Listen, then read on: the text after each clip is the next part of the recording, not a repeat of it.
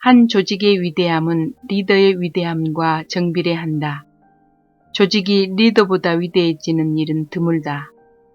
거인 조직이 난쟁일 리더 밑에서 나오지 않는다.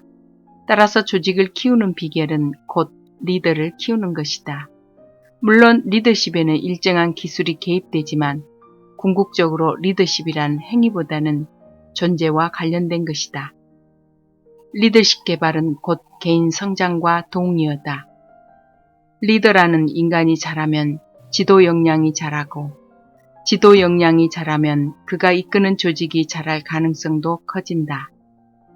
그러므로 리더가 자기 조직을 위해 할 수 있는 최선의 일은 곧 자신이 자라는 것이다. 안녕하세요. 생명의 샘 샘터지기 지도숙입니다. 오늘은 영적 리더십 두 번째 시간입니다. 하나님이 리더를 키우시는 법을 오늘 함께 읽도록 하겠습니다. 이제 시작합니다. 리더의 준비, 하나님이 리더를 키우시는 법.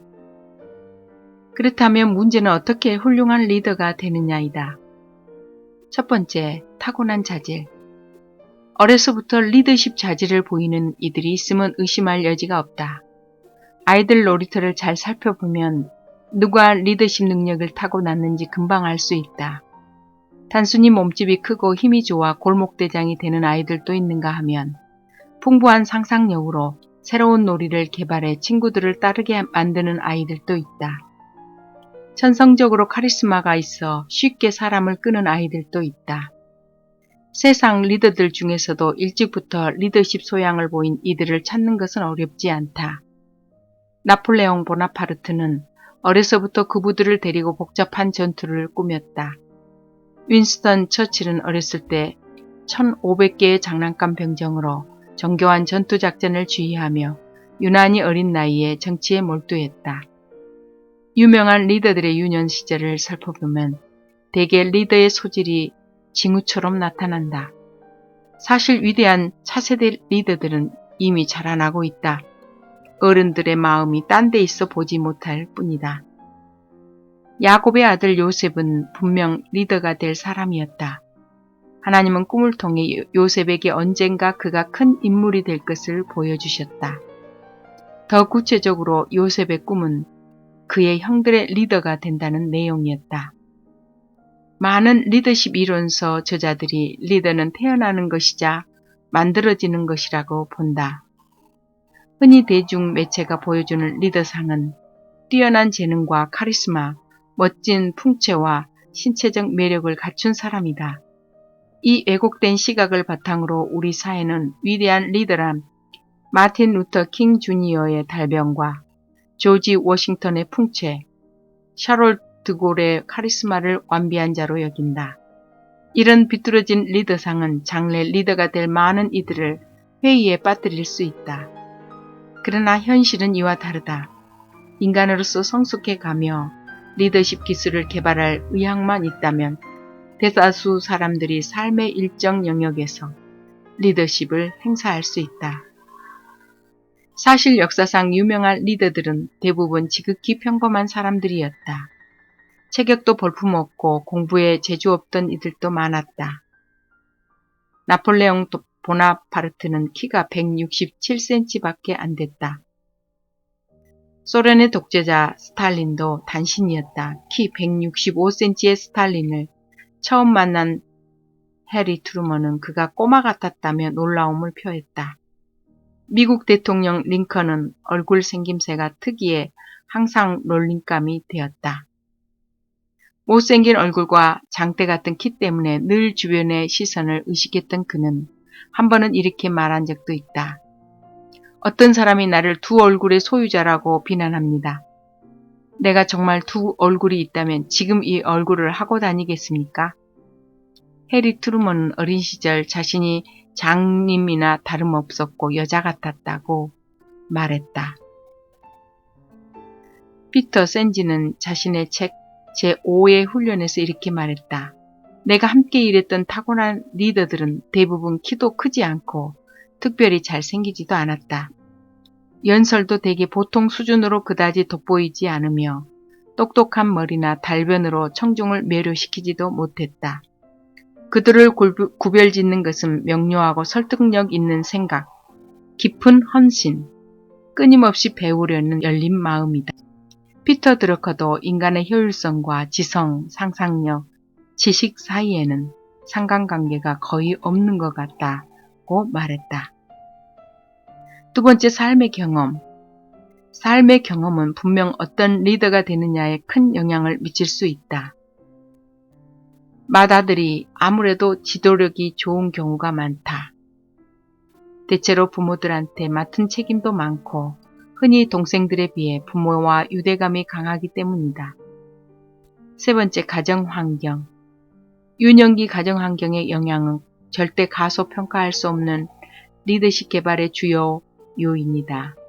위대한 리더들 중에는 건강하고 활기찬 가정에서 자라난 사람들도 있지만 그렇지 못한 사람들도 많다. 수많은 리더들이 어렸을 때 부모 중 한쪽을 잃었는데 대개 아버지를 잃은 경우가 많다. 제임스 맥걸리버 번즈는 많은 리더들이 엮이는 가정에서 자랐는데 그런 리더들은 아버지와 사이가 먼 반면 어머니와 유난히 가깝게 지낸 경우가 많다고 한다. 아돌프 히틀러는 어머니와 가까웠지만 아버지를 증오했다. 조지프 스탈린과 조지 마샬은 어머니의 깊은 사랑을 받은 반면 아버지한테는 구타당하며 자랐다. 어려서 아버지의 사랑을 못 받았거나 학대당했거나 아버지가 없었던 사람일수록 자신의 망가진 자존감을 되찾는 방편으로 큰 인물이 되려 애쓴 경향이 보인다. 많은 추종자들의 헌신을 얻음으로써 아버지에게 인정받지 못한 과거를 보상받으려 한 것이다. 세상 리더 중에는 위태로운 가정에서 늘 두려운 마음으로 자란 이들도 있다. 그것이 동기로 작용해 그들은 자신의 환경을 통제하고 불안감을 해소하는 방편으로 권력을 얻으려 했다. 어려서부터 마음에 맺힌 원한과 분노 때문에 영향력 있는 직위에 오른 것이다. 이렇듯 리더십 형성에 있어 좋든 나쁘든 유년기 가정환경의 영향을 빼놓을 수 없다. 화기애애하고 활기찬 가정환경은 리더 개인의 건강한 성장에 도움이 된다.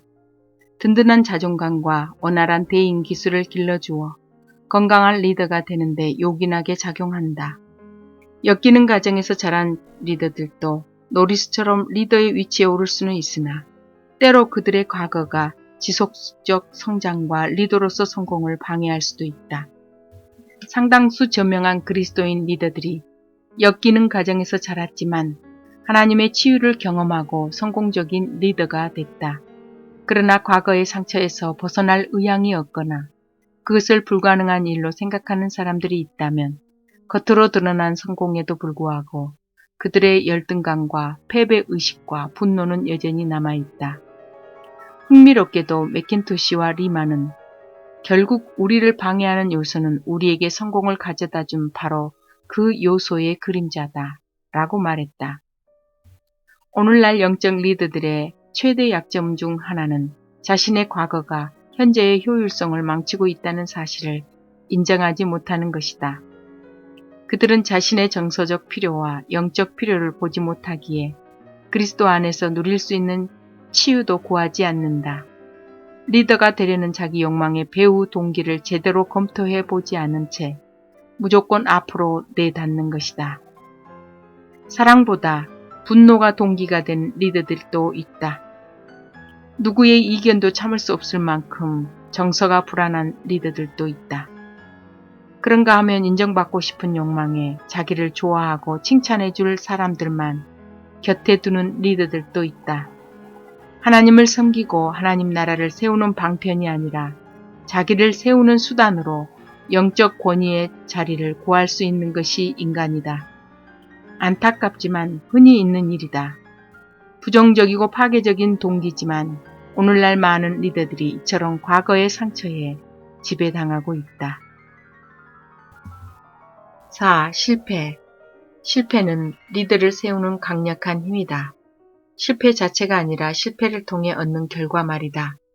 참된 리더들의 경우 실패는 그들을 무너뜨리는 대신 오히려 성품을 자라게 해주었다. 위대한 리더 중에는 어려서 심한 고생과 실패를 겪은 이들도 압도적이다.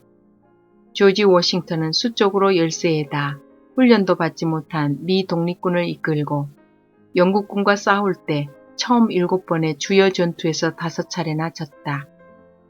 처칠은 성공을 열정을 잃지 않고 실패에서 다른 실패로 건너가는 것이라고 정의했다. 위기, 본인이 통제할 수 없는 위기들도 실패와 같은 영향을 미친다. 위기는 자라나는 리더를 무너뜨릴 수도 있고 오히려 불굴의 의지를 키워 더 큰 인물이 되게 할 수도 있다. 놀랍게도 저명한 많은 리더들이 어렸을 때 사람들 앞에서 말을 잘하지 못했다. 달변가로 유명한 윈스턴 처칠은 어려서 언어 장애가 있었다. 위대한 리더들 중 심한 사랑의 상처를 겪은 사람이 참으로 많다는 것도 흥미롭다. 역사상 위대한 리더들 중에는 커다란 실패와 위기와 실망을 겪은 사람들이 하도 많아 이런 상처가 성공하는 리더십의 선결 조건이라도 되는 듯 보인다. 위대한 리더들의 전기를 통해 내릴 수 있는 결론은 탄탄대로로 위대해진 사람은 아무도 없다는 것이다. 사실 그들이 고생을 피했더라면 성공도 그들을 피했을 것이다. 모세의 삶은 역경과 실패로 점철된 것 같다. 그는 갓난아기 때부터 목숨이 위태로워 어머니는 그를 외국인에게 내주었다. 애굽 왕가에서 자랐지만 실은 자기 조상이 노예임을 인식해야 했다. 그는 어설프게 동족을 구하려다 목숨을 부지하기 위해 광야로 도망치는 신세가 되었고 그것 때문에 40년간 광야에서 장인의 양떼를 쳤다. 후에는 자기가 이끌던 사람들의 실수로 다시 40년간 광야를 떠돌았고 결국 광야에서 범한 실수 하나 때문에 그토록 들어가고 싶던 땅에 들어가지 못한 채 죽었다. 그러나 이런 굵직한 실패들에도 불구하고 세상 역사가들마저 모세를 역사상 가장 영향력 있는 리더 중 하나로 꼽고 있다. 사도 바울은 살인자였다. 사실 다윗 왕을 비롯해 성경에 등장하는 영향력 있는 인물 중에는 살인자가 꽤 있다. 훌륭한 리더는 역경 속에서만 나온다고 말한다면 지나친 단순 논리가 될 것이다. 고생과 실패가 언제나 성공적 리더를 길러낸다고 결론 짓는다면 또한 오산이다. 사람은 누구나 고생도 하고 어느 정도 성공도 하는 법이다. 삶의 실패와 성공은 누구나 겪는 일이되 리더십 개발의 열쇠는 좋은 쪽이든 굳은 쪽이든 경험 자체에 있는 것이 아니라 경험에 대한 각자의 반응에 있다. 고생이 닥치면 원망하거나 겁내며 포기하는 사람들이 있는가 하면 좌절을 당하면서도 위기를 통해 배우고 경험을 살려 오히려 더 강해지는 사람들도 있다. 참된 리더를 구별짓는 특성은 자신의 경험을 배움의 발판으로 삼아 실패를 통해 새로운 동기를 얻는 것이다. 리더는 실패를 피하는 자가 아니라 역경을 극복하는 자다. 하나님은 성령을 주신다. 개인의 가정 환경과 경험 모두 리더십 능력에 영향을 미치지만 영적 리더의 성장에는 세상의 리더십 개발에서 볼 수 없는 별도의 차원이 있다. 그것은 곧 리더의 삶 속에서 일하시는 성령의 역사다. 오스왈드 샌더스는 자수성가한 영적 리더란 존재하지 않는다고 말했다. 영적 목표에 필요한 영적 수단은 성령을 통해서만 주어지기 때문이다. 사도 바울도 성령이 리더십을 가능케 한다고 보았다. 만군의 여호와께서 말씀하시되 이는 힘으로 되지 아니하며 능으로 되지 아니하고 오직 나의 신으로 되느니라고 말했다. 영적 리더는 비영리적인 것처럼 보이는 일을 수행할 때도 자신 안에서 역사하시는 성령이 필요하다는 사실이다. 건물을 짓고 사람을 관리하고 돈을 마련하는 일도 성령이 개입하시면 모두 영적인 일이다. 성령의 임재가 없다면 그냥 리더일 수는 있어도 영적 리더는 아니다. 하나님은 리더의 걸음을 이끄신다. 하나님은 어떤 상황에서도 개인의 성품 개발과 성장을 이끌어내실 수 있다. 그러나 거기에는 하나님 뜻에 기꺼이 복종하려는 인간의 자세가 전제된다. 하나님은 사람들의 시간을 낭비하시지 않는다. 인간의 고통을 무시하지 않는다.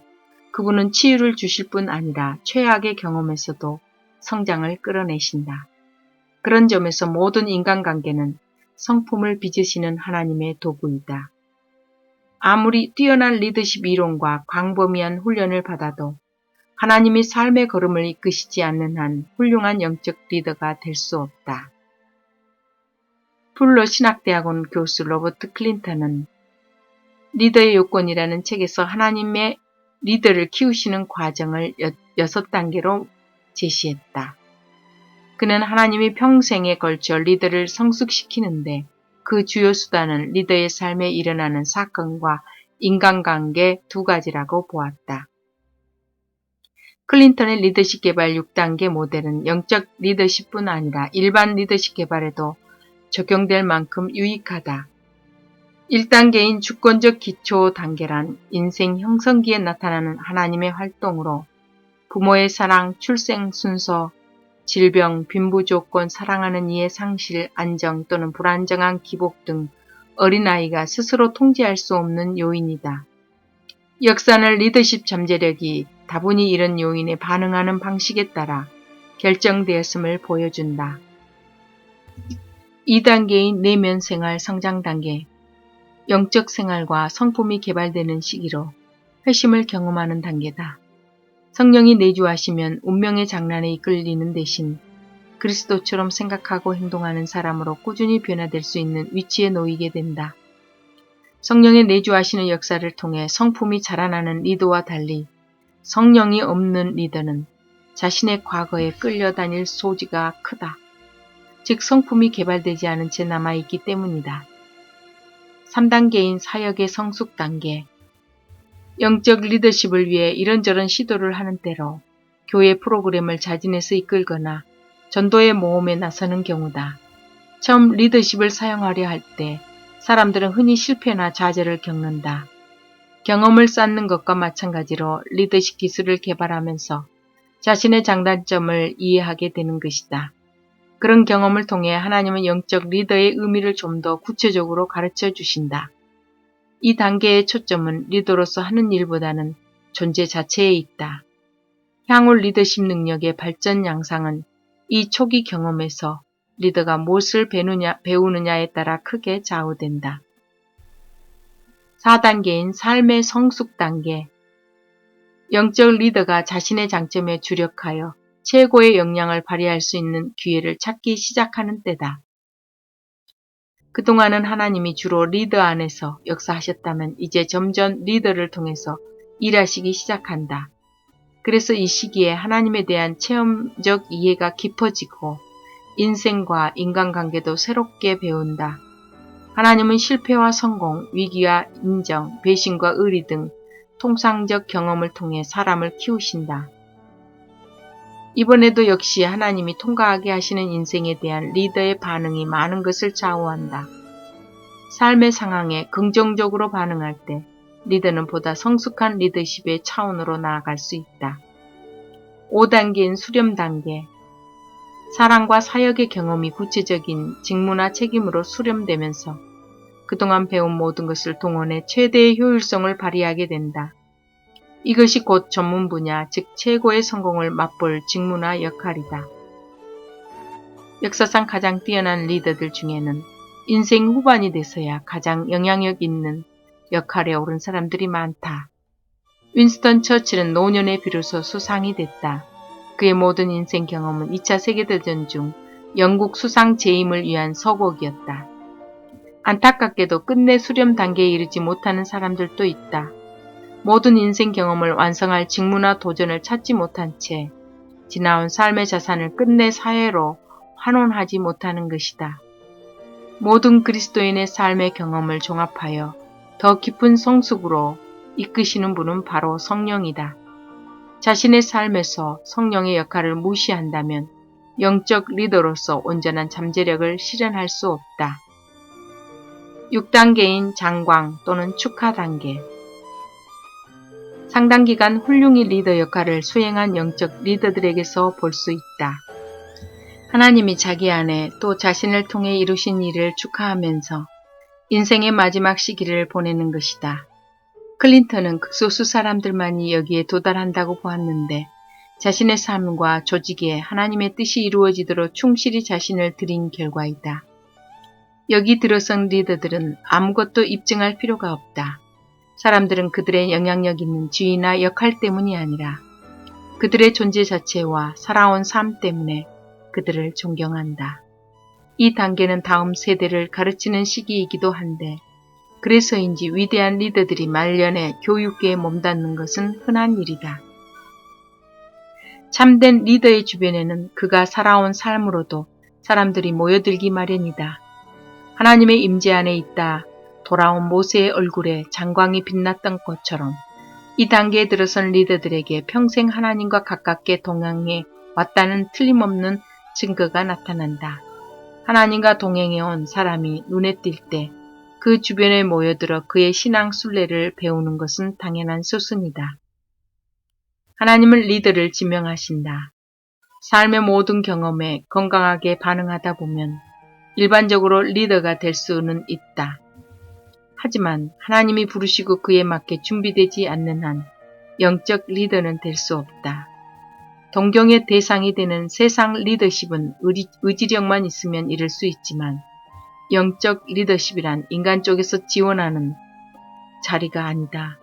오히려 하나님이 지명하시고 맡기신 일을 정하신다. 역사를 보면 하나님은 보통 사람을 택하셨고 그중 대다수는 하나님의 지명을 구하지도 않았다. 그런데 하나님은 그들에게서 특별한 일을 맡길 만한 뭔가를 보신 것이다. 하나님께 강하게 쓰임받겠다고 하나님 나라의 리더십 자리를 구해서는 안 된다. 다만 전심으로 하나님을 구하며 그분의 뜻을 기다려야 한다. 영적 리더가 살펴야 할 것은 자기 심령이다. 하나님은 삶이 의로운 자들을 보실 때 그들 삶에 주권적으로 능력을 베푸시고 당신의 거룩한 뜻을 이루신다. 영적 리더십은 저절로 되는 것이 아니다. 하나님이 인간의 성품은 물론 당신과 관계를 키우실 때 개발되는 것이다. 성품은 지혜, 성실, 정직, 도덕적 순결 등을 말한다. 그분과 관계란 하나님을 믿는 것, 하나님께 복종하는 것, 하나님을 사랑하는 것 등이다. 언뜻 하나님이 참된 리더십의 후구와 거리가 멀어 보이는 사람들을 사용하시는 것 같지만 어쨌든 그들의 공통분모는 하나같이 성품이 바르고 그분과 가까이 동행했다는 점이다. 하나님이 맡기시는 일이 클수록 더욱 성품이 온전하고 하나님과 관계도 깊어야 한다. 성경에는 하나님이 사람들을 택하여 당신을 섬기는 일꾼으로 키우신 사례가 수없이 등장한다.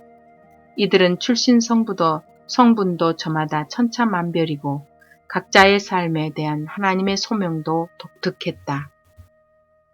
아브라함의 삶에 일어난 모든 사건은 그의 성품을 개발하는 재료였다.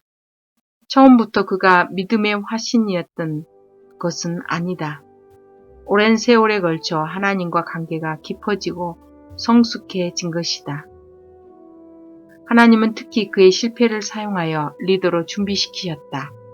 예를 들어 하나님은 아브라함에게 구체적으로 친척을 두고 가라고 명하셨지만 아브라함은 롯을 가나안으로 데리고 갔다. 그래서 나중에 롯이 버린 땅을 취하며 롯과 갈라서야 했고 더 나중에 하나님이 멸하시는 악한 소돔성을 두고 간구하며 롯을 위해 하나님께 중보하게 된다. 끝내 롯의 후손인 모압 족속과 암몬 족속은 아브라함의 후손에게 엄청난 재앙을 끼친다. 사소해 보이는 하나의 불순종 때문에 아브라함은 하나님이 자신과 자기 후손에게 주시려던 유업을 위험에 빠뜨렸다. 하지만 이 실패를 통해 아브라함은 하나님 뜻을 인간이 수정해서는 안 된다는 값진 교훈을 배웠다. 아브라함의 실수는 하나님 뜻에 뭔가를 보태는 것은 하나님 뜻을 거부하는 것만큼이나 잘못임을 보여준다. 하나님 뜻에 뭔가를 보태지 않고 정확히 있는 그대로 순종하는 것은 왜 그리 중요할까? 하나님의 길은 사람의 길이 아니기 때문이다. 하나님은 이삭을 당신 백성의 족장으로 삼고자 하셨다. 이삭이 그 일을 감당하려면 더 경건하고 믿음 좋은 아비가 필요했다. 아브라함이 쌓은 에베에단을 따라가면 그의 신앙 여정을 추적할 수 있다. 아브라함은 인생의 고비를 지나거나 하나님에 대해 새로운 것을 배울 때마다 단을 쌓았다. 가나안의 지독한 가뭄이 닥쳐오자 아브라함은 문제를 자기 힘으로 해결하기 위해 애굽으로 내려갔다. 불행히도 그는 애굽으로 떠날 때나 거기 도착해서는 하나님께 묻지 않았다. 아브라함이 애굽에 있는 동안에는 단을 쌓았다는 기록이 없다. 아브라함이 하나님께 묻지 않고 결정을 내릴 때마다 결과는 비참했다.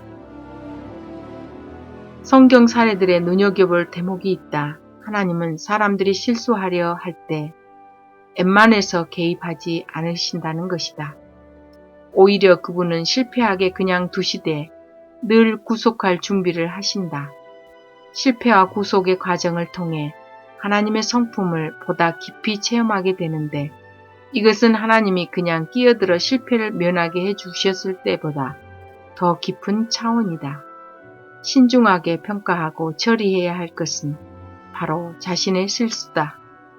실수를 꼼꼼히 살펴보고 동일한 가오를 되풀이하지 않도록 적절히 자신을 조정할 때 큰 유익을 얻을 것이다. 아브라함의 하나님 이해는 이론이 아니었다. 그는 그것을 책에서 배우지 않았다. 하나님과 만남을 통해서 배웠다. 하나님은 매번 아브라함에게 당신 성품의 일면을 새롭게 보여주신 것이다. 예컨대 아브라함이 자기보다 우세한 군대와 싸울 때 하나님은 그에게 빛나는 승리를 주셨다. 그때부터 아브라함은 하나님을 자신의 방패로 믿었다. 단지 하나님이 지켜주겠다고 말씀하셨기 때문이 아니라 직접 하나님의 보호를 체험했기 때문이다. 영적 리더는 자기 삶 속에서 일하시는 하나님의 활동과 그분의 성품을 연결시킬 줄 알아야 한다. 아브라함의 삶은 영적 성숙에 이르는 길이 평생에 걸친 과정임을 보여준다. 영적 리더는 지름길을 취하지 않는다. 이삭이 태어났을 때 아브라함은 100세였다. 25년을 더 기다려서야 하나님의 약속이 이루어진 것이다. 이로써 아브라함은 하나님의 때와 인간의 때가 다르다는 교훈을 배웠다. 하나님은 영혼의 관점에서 사건을 보시지만 인간은 매사를 한시적으로 본다. 두려움에 빠져 문제를 자기 힘으로 해결해야 한다고 생각할 때 재앙을 부르는 것이다. 시간이 아무리 오래 걸려도 인내하며 주님을 기다릴 때 하나님은 언제나 어김없이 이루어 주신다. 하나님의 약속은 언제나 기다릴 가치가 있다. 순종은 자신을 통해 일하시는 하나님을 경험하고 그분의 성품을 더 깊이 알게 해준다. 아브라함의 순종을 보시고 하나님은 이삭을 살려주셨다. 아브라함은 그곳에 여호와가 예비하신다는 이름을 붙였다. 자신의 모든 것을 하나님께 기꺼이 바칠 때 하나님이 모든 필요를 채워주심을 배운 것이다. 이제야 아브라함이 드디어 어떤 인물이 되었는지 잘 볼 수 있다. 아브라함은 절대 완벽하지 않았다. 오히려 많은 실수를 범했다. 다만 그의 마음은 하나님 앞에 열려 있었다. 하나님은 그를 믿음의 사람으로 삼기로 뜻을 정하셨다. 그에게 리더십 역량이 있어서가 아니다. 그분은 아브라함의 마음을 보시고 그를 택하셨다. 핵심은 아브라함이 최고의 리더십 세미나에 두루 참석했다는 것이 아니다. 핵심은 그가 하나님을 알게 됐다는 것, 자신을 리더로 빚으시도록 순종하며 하나님께 자신을 드렸다는 것이다. 하나님은 당신 앞에 마음을 바르게 하는 자들에게 능력을 베푸신다. 리더의 준비. 하나님은 리더를 지명하신다. 사람이 리더십 직위에 지원할 수는 있지만 궁극적으로 그들에게 리더십 역할을 맡길지 결정하시는 분은 하나님이시다. 또 리더십 개발은 성품 개발을 통해 이루어진다. 리더십은 성품의 문제이기 때문이다. 즉 리더십 개발의 최우선 진리는 하나님의 지명이 언제나 성품을 바탕으로 한다는 점이다. 성품이 훌륭할수록 큰 일이 맡겨진다. 하나님은 큰 일을 맡길 리더라면 우선 내면의 훌륭한 성품부터 빚으신다. 영적 리더의 역할이 너무나 중요하기에 그 뜻깊은 사명을 감당할 수 있도록 성품부터 빚으시는 것이다. 성품 개발은 아주 느리고 때로 아픈 과정일 수 있다.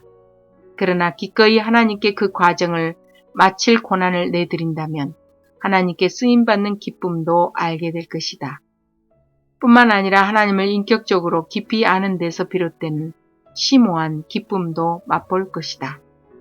성품 개발에는 시간이 걸린다. 지름길은 없다. 하나님이 영적 리더십에 합당한 성품을 키우는데 필요한 시간의 길이는 두 가지 요인으로 결정되는데 하나님을 믿는 믿음과 하나님께 대한 순종이다. 하나님은 일상생활의 경험과 위기를 통해 성품을 빚으신다. 세미나나 훈련 과정에서가 아니다. 하나님은 좋은 것이든 나쁜 것이든 매일의 사건들을 사용하여 리더를 빚으신다. 대개 그런 사건은 본인의 힘으로 통제할 수 없는 상황, 즉 하나님을 믿을 수밖에 없는 사건들이기 쉽다. 성품 개발은 하나님의 리더를 실수에서 구속하실 때 이루어진다. 하나님은 사람들이 작정하고 해로운 방향으로 나아갈 때 막는 대신 그저 기다리셨다가 그들을 구속해 주신다. 구속의 과정을 통해 리더는 자신과 하나님을 더 깊이 배운다. 그래서 훌륭한 리더는 자신을 잘 아는 리더다. 하나님은 인생 경험을 통해 리더에게 자신의 실상을 가르쳐 주신다. 현명한 리더라면 하나님께 자신의 실수를 최대한 활용하시도록 기회를 드린다.